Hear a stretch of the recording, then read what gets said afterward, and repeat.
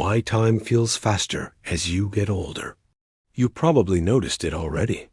Summers used to feel endless when you were a kid. Now, a whole year can feel like it vanished in a couple of months. It's not just nostalgia. There's actual science behind why time speeds up as you age. When you're 7 years old, 1 year represents about 14% of your entire life. That's massive. But when you're 35, 1 year is less than 3% of your existence. Your brain doesn't measure time in absolute units.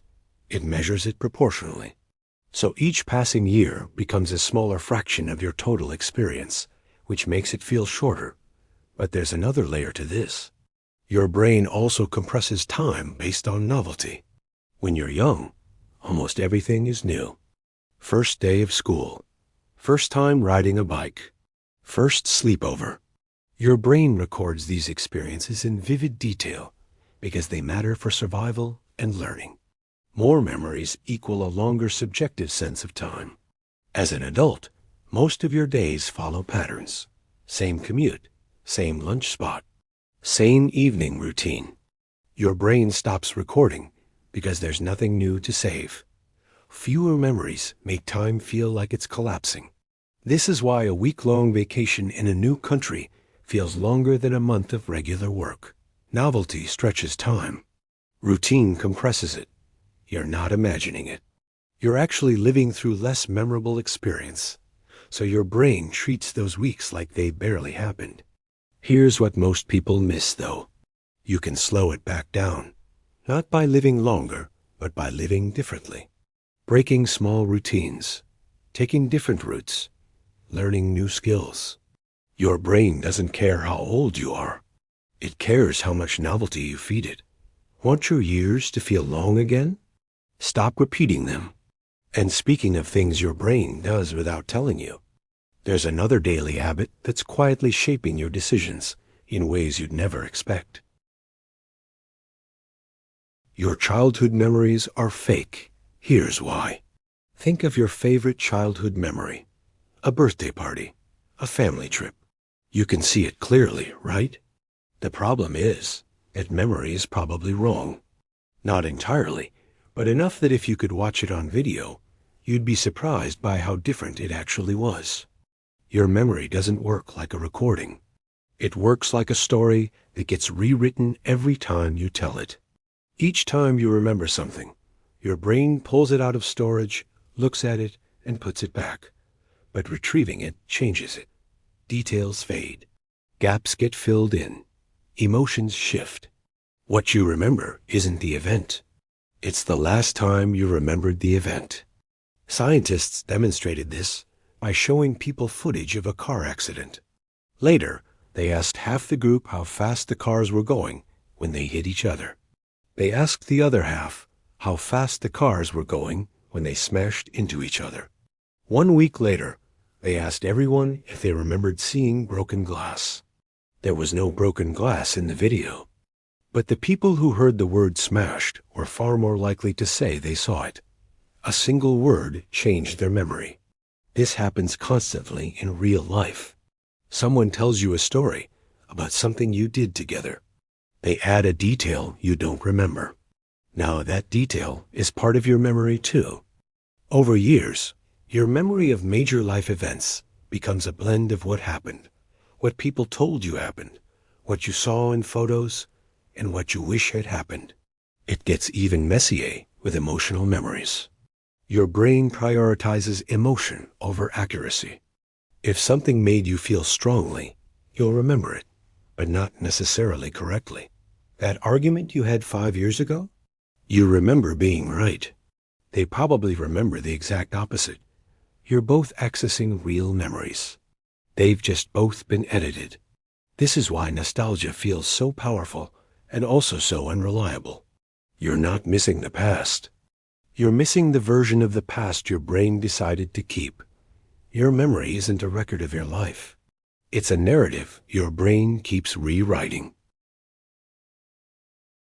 How hunger controls your choices. You think you make decisions based on logic. You weigh the options, consider the facts, then choose. But here's the truth. Most of your decisions are made before you even realize you're deciding. And one of the biggest factors? Whether you're hungry or not.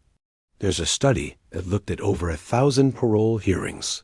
Judges were deciding whether to grant prisoners early release. Researchers found that judges were far more likely to grant parole right after a meal break. In the morning, approval rates were around 65%, but right before lunch, they dropped to nearly zero. After eating, they shot back up. Same judges, same cases. The only variable was hunger. This isn't about being cranky. It's about decision fatigue combined with low glucose levels. Your brain burns about 20% of your body's energy. When your blood sugar dips, your brain starts conserving resources. It defaults to the easiest, safest option. For a judge, that's saying no. Saying yes requires more mental effort. It means weighing risks, imagining outcomes, taking responsibility. When your brain is low on fuel, it won't bother. This applies to you too. If you're making a big decision, buying something expensive, having a serious conversation, your hunger level is quietly steering the outcome. You're more likely to pick the default option, avoid risk, or agree to things you normally wouldn't, all because your brain wants to conserve energy. What makes this even stranger is that you don't feel it happening. You think you're being rational, but your biology is writing the script. The fix is almost too simple. Eat before deciding. Not a sugar rush, but actual food that stabilizes your blood sugar. It won't make you smarter, but it will make you more like yourself. And while we're talking about things that secretly control your behavior, there's something even more subtle happening every time you walk into a room. The doorway effect. Why your brain keeps resetting? You walk into your kitchen and suddenly forget why you're there. You stand there confused, then walk back and instantly remember. This isn't early dementia. It's called the doorway effect, and it happens because of how your brain organizes memory. Your brain doesn't store information like a computer. It chunks experiences into episodes, kind of like scenes in a movie. When you move from one room to another, you're crossing a boundary.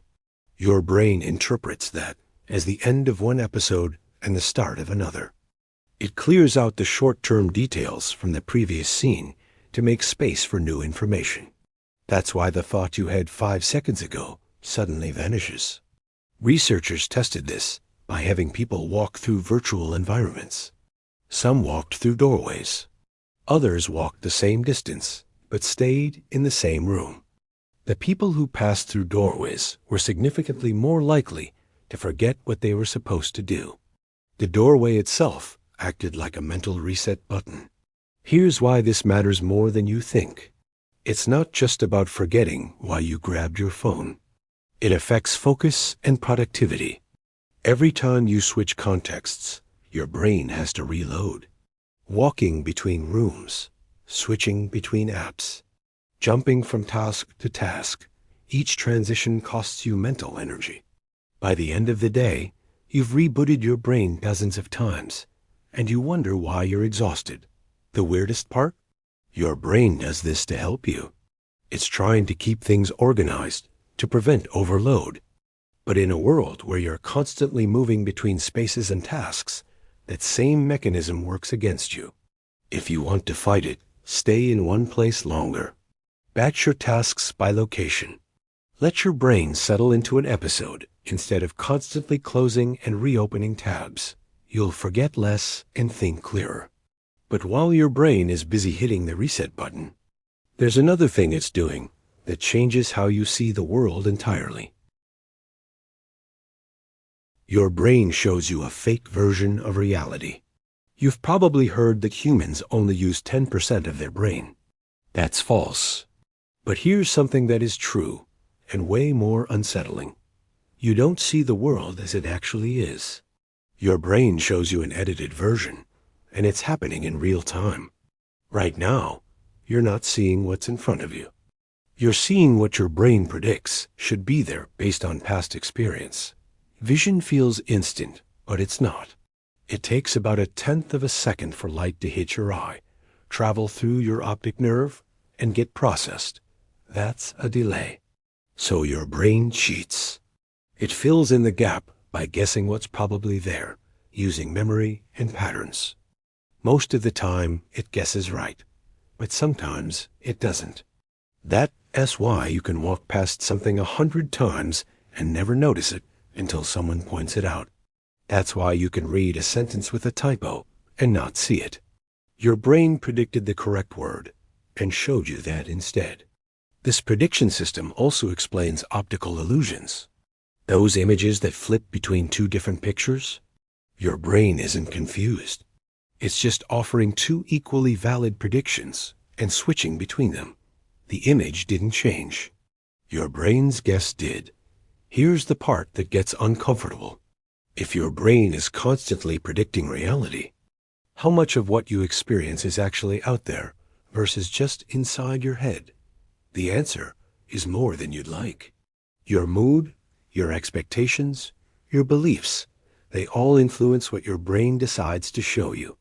Two people can look at the exact same thing and see something completely different, not because they're interpreting it differently, but because their brains literally generated different images. This is why eyewitness testimony is so unreliable. It's why people in arguments genuinely believe different versions of the same event. They're not lying. They're remembering what their brain predicted happened, not what actually did. And just like your brain edits what you see, it's also editing something even more personal, your own memories.